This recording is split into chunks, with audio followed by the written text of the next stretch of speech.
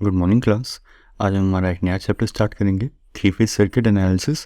तो देखिए, three phase circuit analysis में करना क्या है। जैसा हमने सबसे पहले लेक्चर में डिस्कस किया था कि नेटवर्क एनालिसिस खुद में एक जो सब्जेक्ट है वो सारा का सारा वी और आई के अराउंड रिवॉल्व होता रहेगा। मतलब आपको कभी किसी सर्किट के क्रॉस वी और आई निकालना आना चाहिए तो वो सीखेंगे, तो कभी किसी तरह की सर्किट और कभी किसी तरह की सर्किट के क्रॉस बस जो करना है वो वी और आई निकालना सीखना है। और कुछ ज़्यादा हो जाए तो पी क्यू और S, V into I cos phi या V into I sine phi या वी इंटू आई कॉन्जुगेट करके पी क्यू एस निकालना सीखना है। तो यहाँ पे भी similarly three phase circuit analysis में भी हम स्टार और डेल्टा के अलग अलग फॉर्मेशंस में, कभी बैलेंस में कभी अनबैलेंस्ड सर्किट्स में करंट्स कैसे निकालते हैं वो सीखेंगे। तो स्टार डेल्टा कनेक्शन में हमारे थ्री फेज सर्किट एनालिसिस में कैसे वी और आई निकालते हैं वो सीखने से पहले कुछ टर्मिनोलॉजीज़ हैं जो हम थोड़ा सा नोट करेंगे, सीखेंगे, ताकि आगे कहीं कन्फ्यूजन ना बने। उससे थोड़ा भी क्लियर कर लेते हैं। और स्टार डेल्टा कनेक्शंस क्या होते हैं वो हम डीसी सर्किट एनालिसिस में पढ़ चुके थे। तो अब यहाँ पे कुछ टर्मिनोलॉजीज़ क्या हैं वो ज़रा देखिए मेरे साथ। देखिए, अभी तक हम जो पढ़ चुके थे वो था पीक वोल्टेज और आरएमएस वोल्टेज। तो ये जो दो वोल्टेज की वैल्यूज़ हैं, एक ही वोल्टेज की दो वैल्यूज़ जो हैं ये कौन सी वैल्यूज़ हैं। पीक वोल्टेज तो हो गई ये, और आरएमएस वोल्टेज क्या हुआ, वो जो भी है वो in regards to the sinusoidal wave form है। और उसका relation with the peak voltage और आरएमएस वोल्टेज क्या रहता है वो ज़रा देख लेते हैं, एक बार लास्ट टाइम कंफर्म कर लेते हैं, क्योंकि इसके बाद हम कुछ फेज़ वोल्टेज और लाइन वोल्टेज पढ़ेंगे और वहाँ पे कन्फ्यूज़न नहीं होनी चाहिए इन चारों की चारों वोल्टेजेस के बीच में। तो देखिए, ये जो एक्सप्रेशन आपके सामने है इसे कहते हैं, इस एक्सप्रेशन को कहते हैं इंस्टेंटेनियस वोल्टेज। क्योंकि इसे इंस्टेंटेनियस इसलिए कहते हैं क्योंकि यहाँ पे अगर आप टी की कोई भी वैल्यू डालेंगे, आपको ओमेगा गिवन है, टी की आप वैल्यू 1 सेकेंड डालें, 2 सेकेंड डालें, 3 सेकेंड, कोई भी आप टी की वैल्यू के लिए अपना वी ऑफ टी फाइंड कर सकते हैं। इसीलिए इस एक्सप्रेशन को इंस्टेंटेनियस एक्सप्रेशन कहते हैं, क्योंकि ये फॉर एनी टाइम पीरियड आप निकाल सकते हैं। और इसमें से इस एक्सप्रेशन में जो ये वाली वैल्यू होती है ये हमने पहले भी देखी थी, ये पीक वैल्यू होती है, और इसी को √2 से डिवाइड कर देंगे तो हमें हमारा आरएमएस वैल्यू मिल जाएगा। तो इस एक्सप्रेशन को एक बार देख लेते हैं।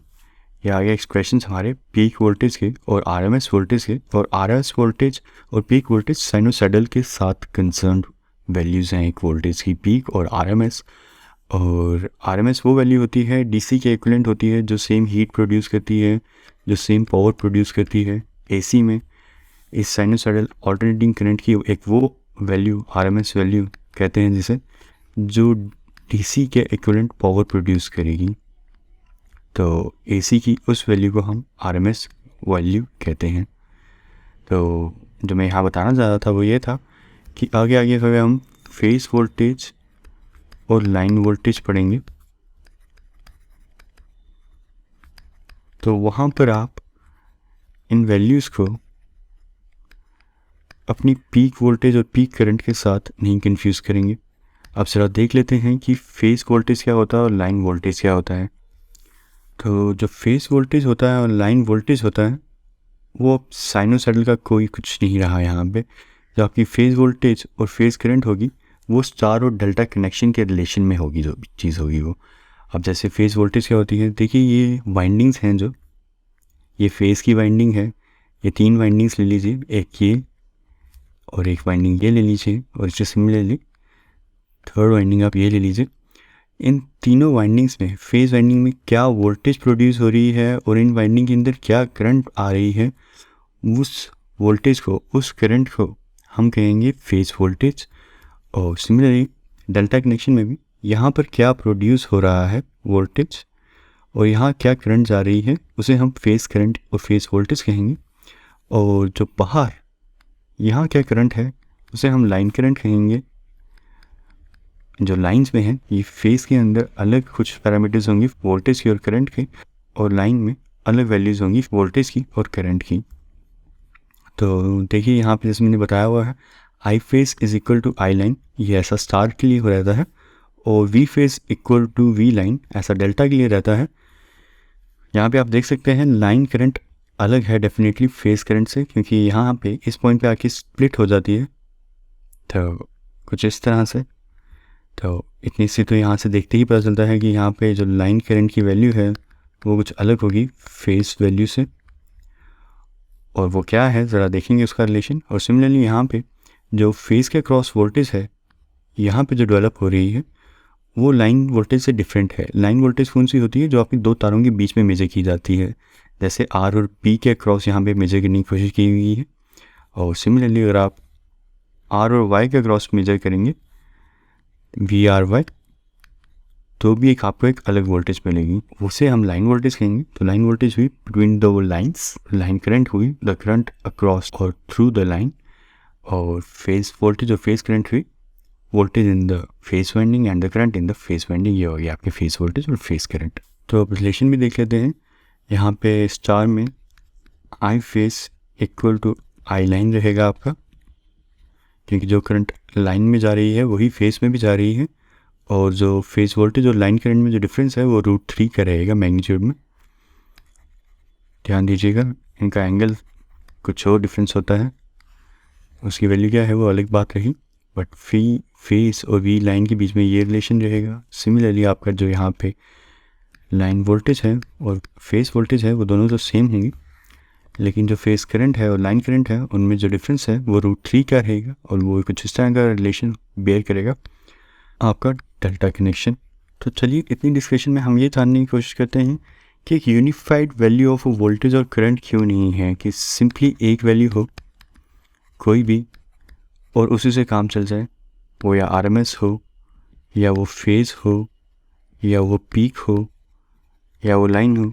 हमें चार अलग अलग वैल्यूज़ की क्या ज़रूरत है, वोल्टेज की या करंट की, ज़रा उसे भी आंसर करने की ज़रूरत करते हैं। इन चारों का अपना अपना रोल रहता है, वो क्या रहता है ज़रा वो भी डिस्कस कर लेते हैं लेक्चर ख़त्म करने से पहले। देखिए, जो पीक वैल्यू रहती है वोल्टेज की या करंट की, वो एडीसी वाले यूज़ करते हैं, और इस बेसिस पे वो अपना डायोड की मैक्सिमम बेयरिंग कैपेसिटी का डायोड बनाते हैं कि भाई वो इतनी वोल्टेज मैक्सिमम बेयर करने के लायक होना चाहिए हमारा डायोड जो भी सिस्टम में लगेगा। पीक वैल्यूज़ वो लोग यूज़ करते हैं। और देखिए आरएमएस वैल्यू बहुत ही कॉमनली यूज़ होती है, ये हर जगह यूज़ करते हैं। आरएमएस वैल्यू वी की या आई की हम पावर कैलकुलेशंस में कहते हैं पी क्यू एस। इनकी वैल्यूज़ एक वोल्टेज की, एक ऑल्टरनेटिंग वोल्टेज की आरएमएस वैल्यू पे डिपेंड होता है कि आपका सर्किट कितना पावर कंज्यूम कर रहा है, चाहे वो एक्टिव पावर हो, चाहे रिएक्टिव हो या अपेरेंट हो, वो क्या वैल्यू, उसका फॉर्मूला जो है वो आरएमएस वैल्यू पे बेस्ड रहता है। जो पावर कंजप्शन चीज़ है वो आरएमएस वैल्यू पे रहती है। बात आ जाती है फेस वोल्टेज की या फेस करंट की। तो सिमिलरली फेस वोल्टेज और फेस करंट जो होता है, जो आपकी फेस वोल्टेज की वैल्यू होगी इसके अक्रॉस, वो वोल्टेज डिसाइड करेगी कि आपकी वाइंडिंग का वोल्टेज विथस्टैंड कैपेसिटी क्या हो। ये आप फेस वोल्टेज से पता करेंगे, ना कि लाइन वोल्टेज से। और सिमिलरली जो फेस करंट रहेगी आपकी, वो बताएगी कि इस वाइंडिंग की थिकनेस और टर्न्स कितने रखने हैं। तो यहाँ पे लिख लेते हैं, फेस वोल्टेज बताता है कि आपकी वाइंडिंग की विथस्टैंड कैपेसिटी कितनी होनी चाहिए। वाइंडिंग की विथस्टैंड कैपेसिटी मतलब आपको किस तरह का इंसुलेशन प्रोवाइड करना है अपनी वाइंडिंग को, ये फेस वोल्टेज से पता चलेगा आपको। और आपकी उस वाइंडिंग की थिकनेस कितनी रखनी है और टर्न्स कितने रखने हैं, ये आपको फेस करंट से पता चलेगा। सिमिलरली लाइन वोल्टेज और लाइन करंट का क्या काम रहता है, ज़रा वो भी देख लेते हैं। देखिए, लाइन वोल्टेज बताएगा आपको कि यहाँ पर कितनी इंसुलेशन होनी चाहिए, और ट्रांसमिशन लाइन में लाइन वोल्टेज बताती है कि दो वायर्स के बीच में डिस्टेंस कितना रहना चाहिए। आपने अपने घरों के पास देखा होगा 11 kV लाइन जो जा रही होती है उसके बीच में डिफरेंस कुछ अलग होता है, 2 फीट या 3 फीट के आसपास इसके बीच में कहीं कुछ डिफरेंस होगा आपकी 11 kV लाइन में। और जब आप कभी हाईवे पे जा रहे होंगे, आपने नोटिस किया होगा वहाँ पे जो लाइंस के बीच में डिफरेंस होता है वो बहुत ज़्यादा होता है।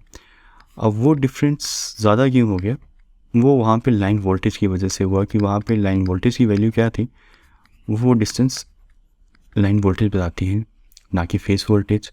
तो लाइन वोल्टेज आपका डिसाइड करेगा कि इसकी इंसुलेशन कितनी रखनी है, और यहाँ पे ट्रांसमिशन लाइन में डिस्टेंस कितना रखना है, ये आपकी लाइन वोल्टेज से पता चलता है आपको। और सिमिलरली लाइन करंट बताएगा आपको कि इस वायर की कितनी थिकनेस रखनी है।